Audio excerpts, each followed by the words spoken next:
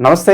ప్రస్తుతం మన స్టూడియోలో ప్రముఖ ఆధ్యాత్మికవేత్త, జ్యోతిష్య వాస్తు పండితులు బ్రహ్మశ్రీ డాక్టర్ నాయకండి మల్లికార్జున శర్మ గారు ఉన్నారు.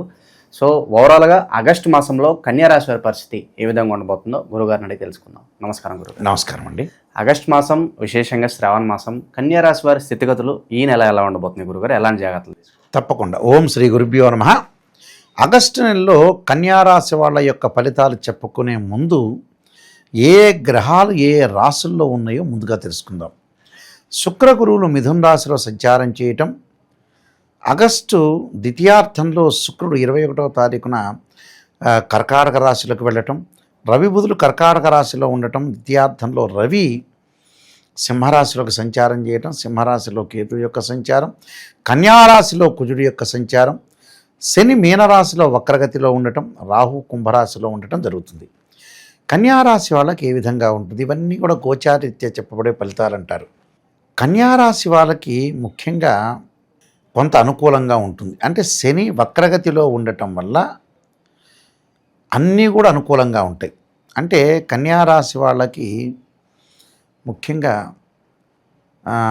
పంచమ షష్ఠమాధిపతి మీనరాశిలో సంచారం చేయటం వల్ల, అది వక్రగతిలో ఉండటం వల్ల ఎవరైతే చెడ్డవాళ్ళు ఉంటారో వాళ్ళందరూ కూడా ఈ ఆగస్టు మాసంలో బయటపడిపోతారు. మన దగ్గర నటించే వాళ్ళు ఉంటారు కదా, మన సినిమా వాళ్ళనే అనుకుంటాం. డైరెక్ట్ అక్కినే నాగేశ్వరరావు గారు చెబుతుంటారు, ఆ సినిమా వాళ్ళే, మేము ఏదో పాత్ర చేస్తున్నాం అనే అబద్ధాలే కదా అన్నట్టుగా. అలాగా నిజ జీవితంలో చెడు వాళ్ళందరూ కూడా బయటకు వచ్చే అవకాశాలు ఉంటాయి వీడు రాశి వాళ్ళకి. అంటే ఎవరు మంచివాళ్ళు ఎవరు చెడ్డవాళ్ళు తెలిసిపోతుంది వాళ్ళకి. అంటే ఈయన జ్ఞానం రావటం కాదు రాశి వాళ్ళకి, ఆటోమేటిక్గా వాళ్ళు ఎదుటి వీళ్ళకి శత్రువులు ఎవరైతే ఉంటారో వాళ్ళు ఆటోమేటిక్గా బయటపడిపోతారు. అదొకటి. శత్రువులు బయటపడిపోవటం, వాళ్ళ దగ్గర నుంచి దూరం కావటం, బంధుమిత్రులతోటి అనుకూలంగా ఉండటం, అలానే బంధువులతోటి సఖ్యతగా ఉండే అవకాశాలు బాగా ఎక్కువగా ఉంటాయి. అనుకున్న పనులన్నీ కూడా నెరవేరే అవకాశాలు ఉంటాయి వీళ్ళకి. అంటే ఆరోగ్యపరంగా కొద్దిగా మెరుగయ్యే అవకాశాలు, సూచనలు అనేవి ఎక్కువగా ఉంటాయి. కానీ ముఖ్యంగా ఉద్యోగపరంగా అనుకూలంగా ఉంటుంది వీళ్ళకి. అంటే కన్యారాశి వాళ్ళకి ఏకాదశ స్థానం రవి యొక్క సంచారం వల్ల ఆగస్టు ప్రథమార్థంలో ఉద్యోగంలో ప్రమోషన్ రావటం, స్థానచలనం జరగటం, బదిలీలు అయ్యే అవకాశాలు ఎక్కువ ఉంటాయి. అంటే ప్రమోషన్లు, ఆర్థిక పరంగా సమస్యలు తొలగే అవకాశాలు ఎక్కువ ఉంటాయి. బ్యాంకు లోన్లు వచ్చే అవకాశాలు, బ్యాంకు లోన్లే కాదు మొండి బాకీలు కూడా వసూలవుతాయి. మొండి బాకీలు అంటే మనకి ఎవరైనా డబ్బు ఇచ్చామనుకోండి, మనం ఎవరికన్నా డబ్బు ఇచ్చిన తర్వాత ఈ పర్సన్ మనకి లైఫ్లో ఇవ్వడు అనుకునే వ్యక్తులు ఇంటికి వచ్చి డబ్బులు ఇస్తారు. అది ఫస్ట్ నెంబర్ 1 పాయింట్ ఇందులో. అయితే ఇక్కడ రాస్యాధిపతి బుధుడు కూడా బాగున్నాడు. కన్యారాశికి రాస్యాధిపతి బుధుడు అవుతాడు. బుధుడు కూడా లాభంలో ఉన్నాడు. లాభంలో ఉండటం వల్ల వ్యాపారం బాగా సాగుతుంది వీళ్ళకి. వ్యాపారంలో పెట్టుబడి పెట్టే వాళ్ళు ఎక్కువ మంది రావటం, నూతన వ్యాపారాలు చేయాలని ఒక ఆలోచన కలుగుతూ ఉంటుంది. పాత రోజుల్లో ఏదైతే వ్యాపారం సాగకుండా ఉన్న వ్యక్తులైతే ఉంటారో అలాంటి వాళ్ళందరూ కూడా మంచి ఆలోచనతోటి, మంచి ప్రణాళికాబద్ధంగా, మంచి ప్లాన్ తోటి వ్యాపారాన్ని చేసే అవకాశం ఉంటుంది. అంటే లాభం కలుగుతుంది.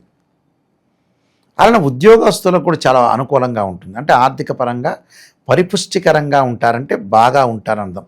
ఫైనాన్షియల్ గ్రోత్, ఫైనాన్షియల్ ఇంక్రీజ్ జరిగే అవకాశాలు ఎక్కువ ఉంటాయి.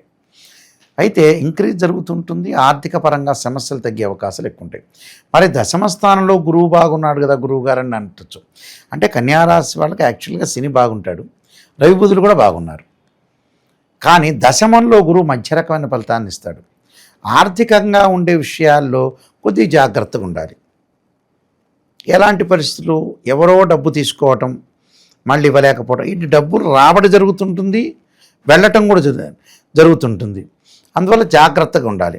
అవుట్ గోయింగ్ ఇన్కమింగ్ అంటారు చూసారా, డబ్బు రావటం పోవటం, డబ్బు రావటం పోవటం, వాటిని కొద్దిగా మనం బంధించాలి డబ్బు ఎక్కడొక్కడ పొదుపు చేసుకోవడానికి. అలానే విద్యార్థులు కొంత చదువు పట్ల శ్రద్ధ పెట్టాలి. ఆర్థిక పరంగా లావాదేవీల విషయంలో, ట్రాన్సాక్షన్ విషయంలో కూడా కొద్ది జాగ్రత్త ఉండాలి. అలానే దశమ స్థానంలో శుక్రగ్రహం. ఈ ఎలా ఉంటుంది? శుక్రుడు వల్ల వివాహాలు జరిగే అవకాశాలు ఎక్కువగా ఉంటాయి. అలానే గతంలో ఏదైతే సంబంధాన్ని వదిలేశారో అబ్బాయి కానీ అమ్మాయి కానీ ఆ సంబంధం వచ్చి కలిసే అవకాశాలు ఎక్కువ ఉంటాయి. ఆ సంబంధం కలవటమే కాదు, అన్ని రకాలుగా వాళ్ళకి ఫైనాన్షియల్ పరంగా కొంత గ్రోత్ అనేది పెరుగుతుంటుంది. కానీ ఆ గ్రోత్లో ఖర్చు చేయకూడదు. దేనికి పడితే దానికి ఖర్చు చేయకుండా ఉండటం మంచిది. అయితే సో వీళ్ళకి ఏమిటంటే ఈ రాశి వాళ్ళకి రవి బుధులు బాగున్నారు, శని బాగున్నాడు, శుక్రుడు బాగున్నాడు. గురువు ఆర్థిక పరంగా ఖర్చు చేస్తుంటాడు. అంటే ఒక గ్రహం బాగా ఇస్తుందంటే ఇంకో గ్రహం తగ్గించడానికి కూడా ఉంటుంది. అలాంటి విషయాల్లో కొద్దిగా మనం పొదుపు పాటించడం చాలా మంచిది. అలానే ఈ రాశి వాళ్ళ కేతు 12వ స్థానంలో కేతు ఉంటే కొంత ఆరోగ్య సమస్యలు తగ్గుతాయి, కానీ మానసికంగా ఆందోళన బాగా పెరుగుతుంది, మర్చిపోవడం జరుగుతూ ఉంటుంది. అలానే జన్మంలో కుజుడున్నాడు. అంటే తృతీయాధిపతి అయిన కుజుడు జన్మంలో ఉండటం వల్ల కూడా తృతీయాధిపతి అయ్యాడు, ఇక్కడ అష్టమాధిపతి అయ్యాడు. సోదరుల మధ్యలో అన్యోన్యంగా ఉండే అవకాశం లేదు. ఏదో రకమైన డిస్ప్యూట్స్, ఏదో రకమైన ప్రాబ్లం, కోర్టు సమస్యలు, భూ వివాదాలు, ఇళ్ళు కొనుగోలు చేయాలని ఒక ఉద్దేశంతో వెళ్తే ఆ బిల్డర్స్ తోటి, బ్యాంక్ లోన్ ఇచ్చే అతనితో, అలానే ఆ ఇల్లు ఏదైతే అమ్మే వ్యక్తితోటి గొడవలు జరిగే అవకాశాలు ఎక్కువ ఉంటాయి. గొడవలు పెట్టుకోకుండా మొళ్ళ మీద గుడ్డ వేసాం, ఆ టవల్ని, ఆ కండువాన్ని ఎలా తీసుకోవాలనేది ఆలోచన చేయాలి వీళ్ళు చేయాల్సిన ప్రయత్నం. అంటే భూ వివాదాలు కానీ, అగ్రికల్చర్ కానీ, రైతులు కానీ, రియల్ ఎస్టేట్ వాళ్ళు కానీ, కన్స్ట్రక్షన్ వాళ్ళు కానీ కొద్దిగా బహుజాగ్రత్తగా ఉండటం మంచిది.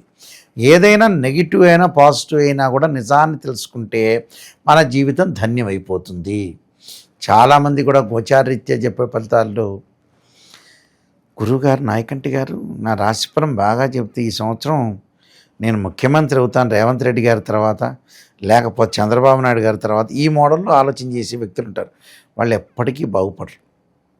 కారణం ఏంటంటే నెగిటివ్ అనేది తెలుసుకొని దానికి పరిహారం కానీ, దానికి ఆలోచన విధానం కానీ 2 రకాలు ఉంటాయి. ఒకటి నెగిటివ్ చెప్పామంటే 2 రకాల పరిహారాలు ఉంటాయి. ఆధ్యాత్మిక పరిహారము ఉండొచ్చు, మానసికంగా మన పరిహారం కూడా ఉండొచ్చు. ఇటు వెళ్ళకూడదయ్యా, ప్రయాణం చేయకూడదు అంటే ఆ రోజు చేయకుండా ఉంటే మంచిది. ఏదో అర్జెంటు పరిస్థితులు తప్పదు, కానీ అనవసరమైన పరిస్థితుల్లో మనం చాలా జాగ్రత్త ఉండాలి. ఇప్పుడు డబ్బులు ఇవ్వలేదు, డబ్బులు ఎవరికి ఇవ్వకూడదు, కొంత జాగ్రత్త పడాలి. ఇచ్చినా స్మాల్గా ఇవ్వండి అంటే అది వేరే విషయం. అలాంటివి మన వాళ్ళు పాటించాలి. పాటించామనుకోండి అదృష్టం దానంతటికి దానికే కలిసి వచ్చే అవకాశాలు ఎక్కువ ఉంటాయి. కాబట్టి ఈ ఆలోచనలు చేసి ముందుకెళ్ళాలి. కొన్ని పరిహారాలు చేసుకుని ముందుకెళ్తే కన్యారాశి వాళ్ళు అనుకూలంగా ఉంటుంది. ఈ మాసంలో గురుగారు విశేషంగా ఎలాంటి పరిహారాలు బాగా కలిసి వస్తాయి అంటారు వాళ్ళకి? కన్యారాశి వాళ్ళు తప్పకుండా కొన్ని పరిహారాలు చేసుకోవాలి. దానిలో అమ్మవారి యొక్క ఆరాధన, అంటే అమ్మవారి యొక్క ఏ అమ్మవారిని ఆరాధన చేయాలి అంటే ముఖ్యంగా దుర్గా అమ్మవారిని ఆరాధన చేయాలి. దుర్గా అష్టోత్తర శతనామావళి, దుర్గా పూజ చేయాలి. సుదర్శనుని ఆరాధన చేయాలి. సుదర్శన భగవాను మహావిష్ణువు రూపమైన సుదర్శను ఆరాధన చేయటమే కాకుండా తప్పకుండా సుబ్రహ్మణ్య స్వామి ఆరాధన, కందులు, బొలవలు దానం ఇవ్వాలి. ఇవ్వటం వల్ల వీళ్ళకి మంచి జరిగే అవకాశం ఖచ్చితంగా ఉంటుంది. ఎందుకంటే ఈ దానం చేయటం వల్ల కూడా వాళ్ళకి సమస్త దోషాలన్నీ కూడా తొలగిపోతాయి. ఈ నియమాలు పాటిస్తే సరిపోతుంది. ఓవరాల్గా ఈ రాశి వారికి ఈ నెల ఏ విధంగా ఉండబోతుందో చాలా బాగా వివరించారు. ధన్యవాదాలు. నమస్కారం.